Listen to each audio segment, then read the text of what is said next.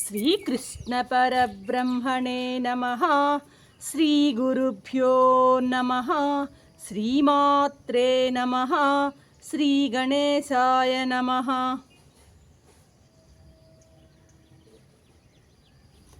ప్రియాత్మ బంధువులారా, నిత్య జీవితంలో భగవద్గీత 478వ భాగము మోక్ష సన్యాస యోగం 18వ అధ్యాయం. ఈ అధ్యాయంలోనే శ్రీకృష్ణుడు సమగ్రమైనటువంటి తన తుది సందేశాన్ని ఇస్తున్నారు ఈ మోక్ష సన్యాస యోగంలో.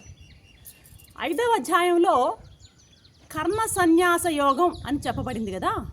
మరి ఈ 5వ అధ్యాయంలో చెప్పబడినటువంటి కర్మ సన్యాస యోగానికి అనుసంధానమైంది అనమాట, అంటే లింక్ ఉందన్నమాట, దీనికి దానికి కనెక్షన్ ఉందన్నమాట. అక్కడ కర్మయోగ ప్రసంగం కాబట్టి కర్మలను సన్యాసం చేయండి అని చెప్పడం జరిగింది. ఇక్కడ మోక్షానికే సన్యాసం చెప్తున్నారు స్వామి అన్నమాట. లోకంలో ఇళ్ళకి, వాకిళ్ళకి, వస్త్రాలకి, వాహనాలకి సన్యాసం ఇవ్వాలని అంటుంటారు. అయితే భగవద్గీత ఏకంగా మోక్షానికే సన్యాసం ఇమ్మని బోధిస్తోంది. ఇప్పుడు ఎలాగైతే కళలో ఉన్నటువంటి బంధం, ఇప్పుడు కళ స్వప్నం వచ్చింది మనకి, ఆ స్వప్నంలో ఏదో ఒక భయంకరమైనటువంటి ఒక పీడకల, ఒక పులి వస్తుంది, ఆ పులి మనల్ని తరుముతూ చంపడానికి ప్రయత్నిస్తోంది, పరిగెత్తుతూ ఉన్నాము. ఆ కళలో కనపడేవన్నీ టక్కున మెలకు వచ్చింది, ఆ కళ ఎట్టిపోయిందో, ఆ భయము, ఆ బంధము అవన్నీ జాగ్రత్తలోకి వచ్చేసరికి మొత్తం అన్నీ వెళ్ళిపోతాయి అన్నమాట. కళలో కనిపించేటువంటి ఆ బంధం మేలుకొన్న వారికి ఎలాగైతే ఉండదో, అవిద్యావశంతో కలిగే బంధం ఆత్మజ్ఞానికి ఎప్పుడూ లేదు. ఈ వాక్యం ఇది తత్వపరంగా ఉంటాయి కాబట్టి కొంచెం జాగ్రత్తగా వినాలి. అవిద్యావశంతో, అవిద్య అంటే ఏంది?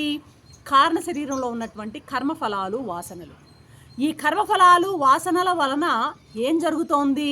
ఆ లోపల ఉన్నటువంటి ఆత్మను, నేనేను, నాకు ప్రత్యేగాత్మను, నేను సర్వవ్యాపకుణ్ణి, సర్వాత్మకుణ్ణి, సర్వసమర్థుణ్ణి, సర్వశక్తిమంతుణ్ణి అనేటువంటి ఆ భావనను మరుగుపరిచి ఈ అవిద్య ఏంటి? అవిద్య కారణఫలాలు, వాసనలు, కారణ శరీరము, ఆ యొక్క ఆత్మ యొక్క శక్తిని మరుగుపరిచేసి నేను ఈ దేహము, నేను ఈ ప్రాణము, నేను ఈ మనసు అంటూ ఆ నేనుకు లోపలటువంటి ఆ చైతన్యమైన రూపమైనటువంటి ఆ నేనుకు, ప్రత్యేగాత్మకు ఆ నాది ఉంది కదా, నా ఆలోచన దగ్గర నుంచి ప్రారంభమయ్యి నా శరీరం వరకు పిండాండం, అదేవిధంగా బయట కనిపించేటువంటి బ్రహ్మాండం, ఈ బ్రహ్మాండంతో పిండాండంలో ఉన్నటువంటి ఈ అనాత్మ పదార్థాలతో, అంటే నా ఆలోచన దగ్గర నుండి వాటితో అటాచ్ అయిపోతే అది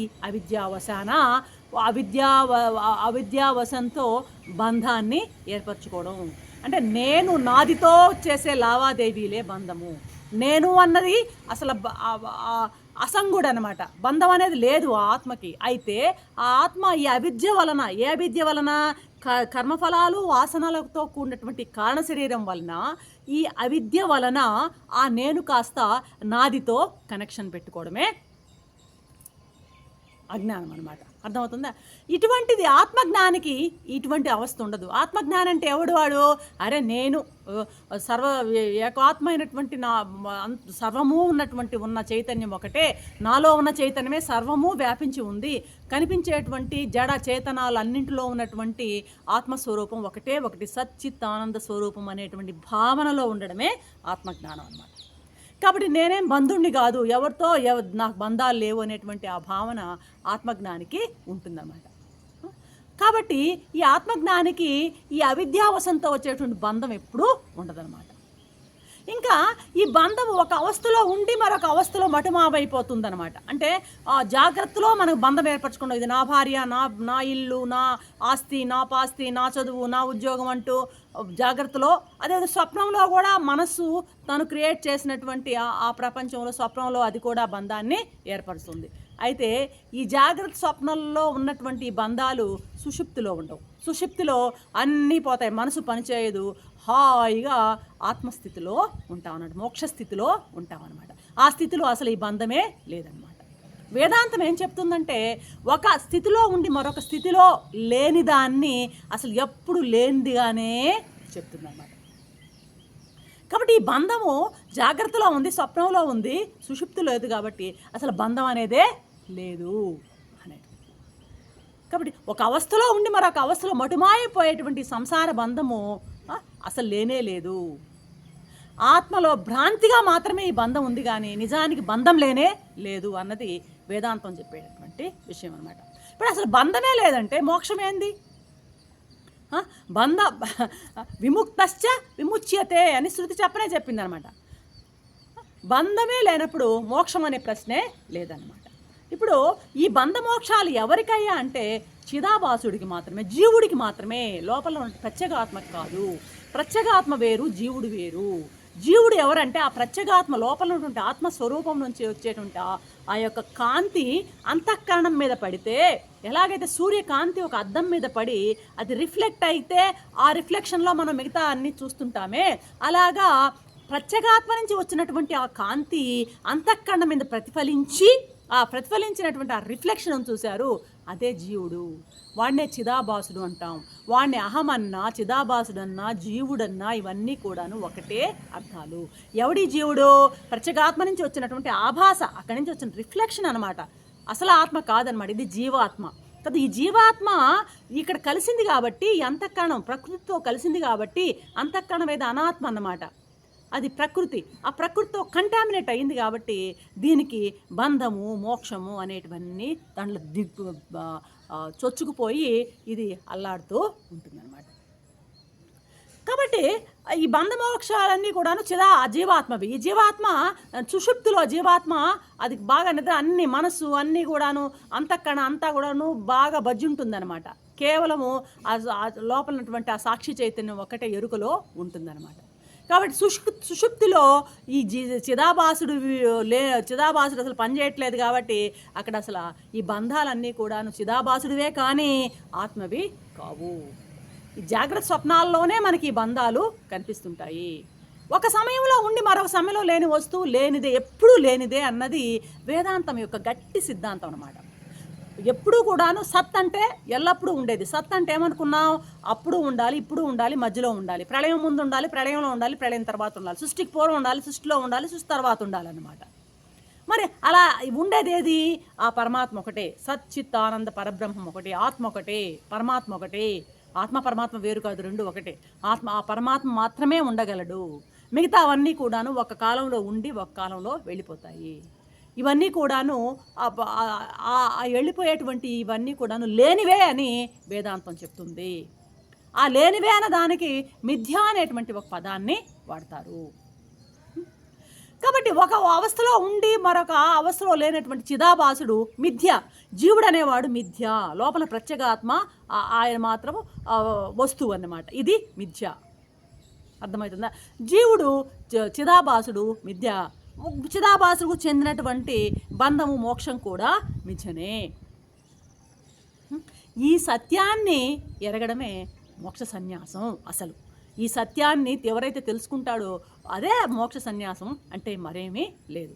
తాను స్వయంగా మోక్ష స్వరూపుడే అనేటువంటి మోక్షాన్ని తాను ప్రత్యేకంగా పొందాల్సిన పని లేదు. నేను బద్ధుణ్ణి కాదు, నేను ముక్తుణ్ణి, స్వతహాగా నాకు ఎటువంటి బంధము లేదు అని గట్టిగా నమ్మి నేను మోక్షం కొరకు ప్రత్యేకమైనటువంటి పనులు చేయాల్సిన అవసరం లేదు, పరిగెత్తాల్సిన పని లేదు. మోక్షం ఎక్కడో పాతాళంలోనూ హిమాలయ పర్వతాల్లో లేదు, నేను సహజంగా మోక్ష స్వరూపుడనే అయి ఉన్నాను అనేటువంటి గట్టి నిశ్చయం ఏదైతే ఉందో అదే మోక్ష సన్యాసం అన్నమాట. ఇప్పుడు ఒకతను ఒక గాడిదని పెంచుతున్నాడు, ఏదో బరువులు మోయడానికి అనే ఉద్దేశంతో. అతను రోజు ఏం చేస్తాడు? ఆ గాడిదని సాయంత్రం పూట సాయంత్రం అయినాక ఒక తాడు తీసి ఆ కాలుకు కట్టినట్టు కట్టి అలా వదిలేస్తాడన్నమాట. ఉదయం లేసి మళ్ళీ దాన్ని అలా తిప్పినట్టు విప్పి అలా నిజంగా కట్టాడనమాట. ఒకనొక రోజు ఇతను పొరుగురు మీద పని మీద వెళ్ళాల్సి వచ్చింది. కొడుకుని, ఒరే నాన్న ఆ గాడిదని ఉదయం లేసి కాస్త మేతకి తీసుకెళ్ళి మళ్ళీ సాయంత్రం కట్టేయి అన్నాడు. సరే, కొడుకు ఉదయాన్నే 5 గంటలకే వచ్చి దాన్ని ఎంత లేపుతున్నా కూడా కదలదు. ఏంటమ్మా ఇది లేయడం లేదు అని అమ్మతో అంటాడు. అమ్మ చెప్తుంది, అరే నాన్న మీ నాన్న ఏం చేస్తాడంటే దాన్ని కట్టినట్టు యాక్షన్ చేస్తాడు, మళ్ళీ సాయంత్రం విప్పినట్టు యాక్షన్ చేస్తాడు, అలాగా చెయ్యి నువ్వు కదులుతుంది అంటాడు. అప్పుడు వాడు అలాగానే దాన్ని అలా తగిలిచి ఇప్పినట్టుగా చేస్తే అప్పుడు కదులుతుంది. అంటే స్వతహాగా దానికి బంధం లేదు. కానీ అది బంధం ఉందని భ్రమలో ఉంది. అలాగే లోపలటువంటి ఈ ప్రత్యేగాత్మ కూడా స్వతహాగా బంధం అనేది లేదు, కానీ బంధం ఉన్నట్టుగా భ్రమించి అది ఉంటుంది. కాబట్టి బంధం ఉంటే మోక్షం, బంధం లేకపోతే మోక్షమే లేదన్నమాట. అర్థమవుతుందా? ఇప్పుడు నా నిరోధో నచోత్పత్తి నబద్ధో నచ సాధక నముక్షు నవై ముక్త ఇత్యేష పరమార్థత అని గౌడపాదాచార్యులు ఉపదేశం అన్నమాట. ఆత్మయందు ద్వైతము మిథ్య అయినప్పుడు ద్వైతం లేదు, ఆత్మయందు ద్వైతం లేదు. ద్వైతం లేదు అంటే ఏంటి? రెండోది లేదు, ఉన్నది నేను ఒక్కడనే. లోపల ఉన్న ఏ ఆత్మ, లోపల నేను ఇలా బిగించుకుపోయి ఉన్నాను, ఇప్పుడు దాన్ని బయటకు వస్తే మొత్తం అనమాట పెద్ద నేననమాట పరమాత్మ. అర్థమైందా? కాబట్టి ఆత్మయందు ద్వైతం అనేది మిథ్య అయినప్పుడు ఈ జగత్తు పుట్టనేలేదు. అసలు ద్వైతం అనేది ఆత్మలో ఆ భావనలు లేనే లేదు. ఈ జగత్తులోనూ నాలోనూ ఉన్నదంతా ఒకటే ఒక పరమాత్మ అనేటువంటి భావన ఉన్నప్పుడు అసలు సృష్టి అనేదే లేదు. కాబట్టి ఇంకా సృష్టి లేదు కాబట్టి నాశనం అనే మాట కూడా లేదనమాట. లోపల ఉన్నటువంటి ఆత్మస్వరూపం అసంగం. ఇది ఎవరితోనూ కలవదనమాట. అసంగమైనప్పుడు దానికి కర్తృత్వం లేదు. కర్తృత్వం లేకుంటే అది కర్మే లేదు. కర్మ లేనప్పుడు ఇంకా బద్ధుడేంది, ఇంకా బంధమేంది? కర్మే లేనప్పుడు బంధము లేదు, అది పాపం లేదు, పుణ్యం లేదు, బంధము లేదన్నమాట. కాబట్టి బద్ధుడే లేడయ్యా, అందరూ ముక్తులే అయినప్పుడు సాధకులు ఎక్కడా, ముముక్షువులు ఎక్కడా, ఈ ముక్తులు ఎక్కడా, అసలు ఈ పరంపర కూడా ఎక్కడా లేదు అంటాడు గౌడపాదాచార్యుల మాటలు, మనం చెప్పే మాటలు కాదు. ఇది పరమార్థం. మోక్ష సన్యాసం అనే మాటకి మామూలు మాటలలో మరొక అర్థం కూడా ఉందన్నమాట. మోక్షానికి సాధనం ఏదయ్యా అంటే సన్యాసం. ఆ సన్యాసం ఎలా చేయాలి, ఆ ప్రక్రియ, ఆ మెథడాలజీ, ఆ సన్యాసం ఎలా చేయాలి అన్నదంతా కూడాను ఇక్కడ క్లియర్గా ఈ అధ్యాయంలో చెప్పబడింది. కాబట్టి దీన్ని మోక్ష సన్యాస యోగం అనే పేరు కూడా దీనికి పెట్టడం జరిగింది. గీతలో ఈ అధ్యాయం చివరి అధ్యాయం అన్నమాట, ఉపసంహార అయినటువంటి అధ్యాయం, అంటే కన్క్లూడింగ్ అనమాట, కన్క్లూడింగ్ చాప్టర్ ఇది అనమాట. కాబట్టి అన్ని అధ్యాయాల యొక్క సారాంశం కూడా దీంట్లో వస్తుంటుంది. ఎక్కడన్నా ఏదైనా కొన్ని మిగిలిపోయినవి అక్కడ చెప్పని ఉంటే కూడా వాటిని కూడా ఇక్కడ స్వామి కవర్ చేస్తారన్నమాట. కాబట్టి